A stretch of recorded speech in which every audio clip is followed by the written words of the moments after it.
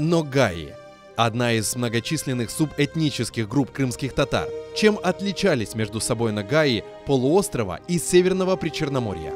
Почему история их формирования и сегодня вызывает живейший интерес у этнографов? И какую роль сыграл этот субэтнос в политической истории Крымского ханства? Ногайцы играли в Крымском ханстве особую роль в военном деле. Это были отличные воины, которые составляли основной костяк ханской армии.